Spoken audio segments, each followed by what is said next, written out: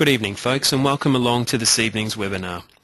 This is the first in a series of webinars that are designed to provide you with general information about your loan, purchasing property, and creating wealth. Our aim is to keep these webinars short and to the point so that you can refer back to these in the future and also pass them on to your friends if you feel this information would help them. Our topic this evening is using equity to purchase an investment property. Now, as a broker, this is a scenario that comes up frequently for me.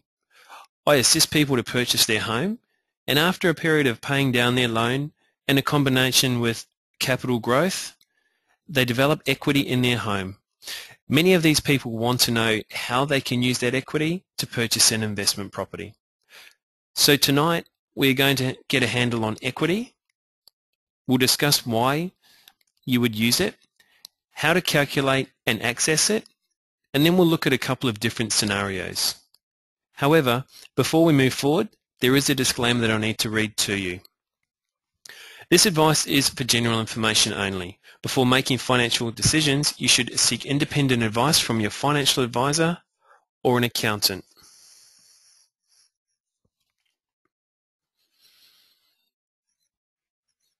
So what is equity? Well, in simple terms, equity is the difference between the market value of your property and the amount you still owe against the property. So in this example, we have a property that is valued at $500,000. It currently has a loan against it of $300,000. So the equity position in this example is $200,000. So it's a very straightforward version. Why would you access equity? Well, there are many different reasons why you may want to access your equity. You may need to increase the size of your home or modernise it. Today, home renovations often cost a lot, and most people have not been able to save for this, so they use the equity built up in their property to fund this. You may wish to take the holiday of a lifetime, however you do not have enough savings to pay for it. It may be time to upgrade the family car or purchase a major item for your home. As part of your investment strategy, you may wish to start a managed fund or purchase a parcel of shares. Or you may wish to purchase an investment property to help fund your retirement. Using the equity in your home can help to create or build your wealth by accessing other investments. Tonight, the investment stream that we will focus on is the investment property.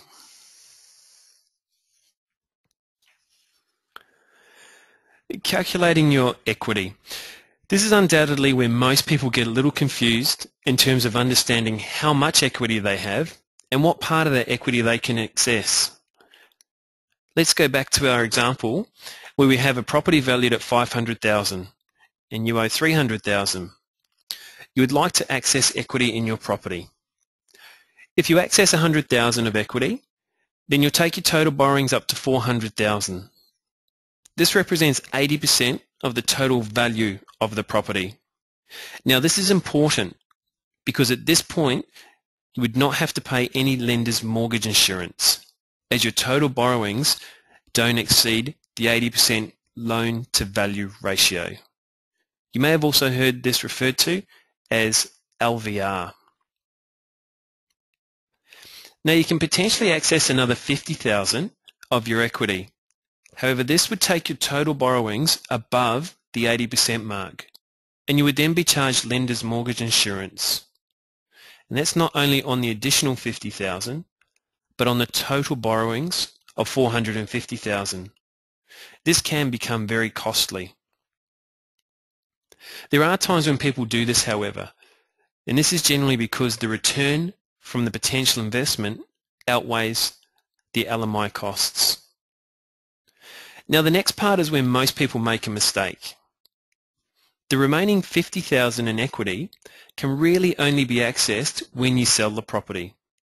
In the past, some lenders would allow you to borrow up to 100% of the value of your property. However, in the current climate, the majority of lenders will cap your borrowings at 90% of the property's value. So how do we access equity? Well, essentially there's two ways to access your equity. The first is through a lump sum payout, and the second is through a drawdown or an equity facility. So let's look at these two different options. As a lump sum payout or drawdown, you would increase your current loan, and in this case it is by $100,000. You would then have the funds deposited into an account or drawn in the form of a cheque payable to whoever the funds needed to be transferred to. So in an example where you're purchasing a block of land, let's say for $100,000, you would have the bank draw a cheque to the vendor for the $100,000, and you would pass that cheque across at settlement. But let's say you didn't need to use all of the money at once. You wanted to draw down the funds as you needed them. In this case, you would establish an equity or drawdown facility. The facility would have a limit, and in this case it's $100,000. You would access the funds as you needed and only pay interest on the funds as you use them, as opposed to the lump sum payout option where you start paying interest on the funds as soon as they are paid out to the loan. This option works really well in circumstances such as renovations, where you only need to pay the builder as work is completed, or someone who may wish to invest in a share portfolio and does not require all of their capital at once. Rather, they require the funds as opportunities present themselves. So what are the lender requirements when you want to access your equity? Well, the first thing that they will require from you is an application. Your lender will conduct a valuation of your property to determine its value, and you will need to demonstrate that you can afford to repay the new loan.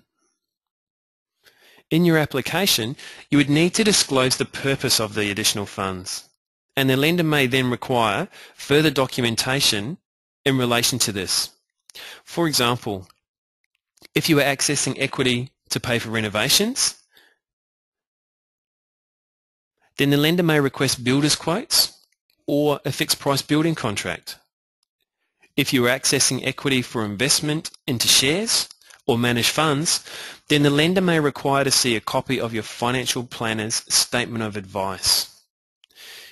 If you wanted to purchase a car using your equity, then the lender may wish to see a copy of the sales advice from the car dealer. Or if you are accessing equity to purchase an investment property, then the lender may require to see a copy of an exchange contract on the new property before releasing the funds. So when do you need to access equity? Well, if you're thinking of using the equity in your property for renovations or investments, then before you start knocking down walls, buying shares or making offers on a property, you need to have your equity facility set up. So speak to your broker at the very beginning.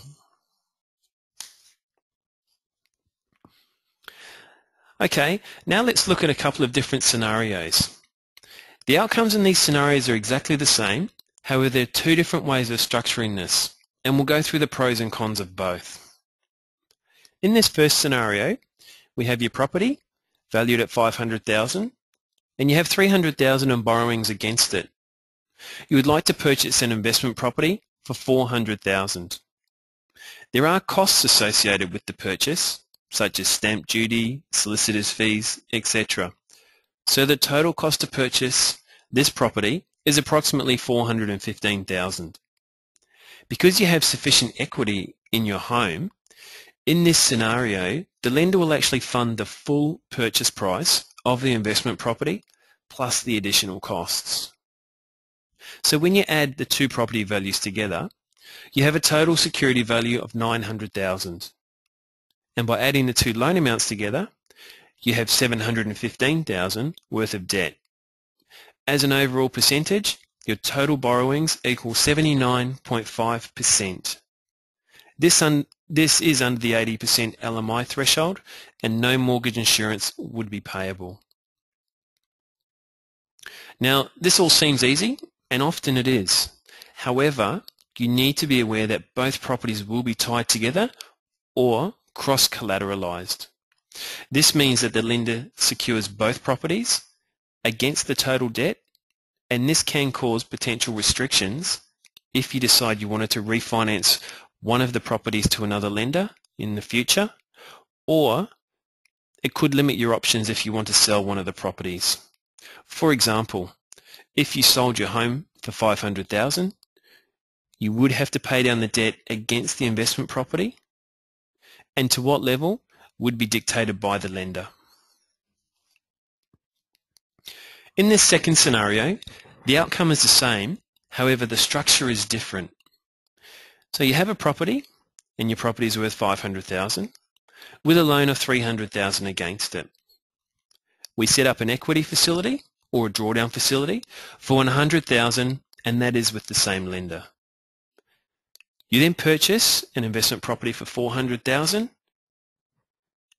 and we use $95,000 from the equity loan to cover your 20% deposit plus the associated costs. We then set up another loan with a different lender that represents 80% of the purchase price. So our total security value is $900,000, and our total debt level is $715,000, thus representing a 79.5% loan to value ratio. Now, as you can see, our end numbers are exactly the same. However, we have added two further steps.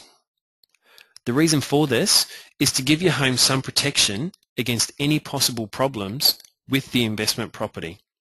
For example, your tenants stop paying you rent and you cannot afford to repay the $320,000 loan by yourself. If that $320,000 investment loan falls into default, and lender B is then forced to foreclose on the investment property. This is the worst case scenario. However, under this structure, lender B does not hold the title deeds to your home and therefore does not have the power to sell your home if there is a potential shortfall. We refer to this as spreading your risk across lenders or not putting all your eggs in one basket.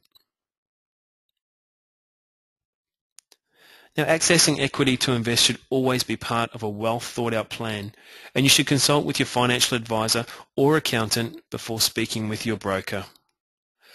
I hope you've enjoyed this evening's short presentation, and please contact me via email or on the number below should you wish to ask further questions or discuss your own personal circumstances.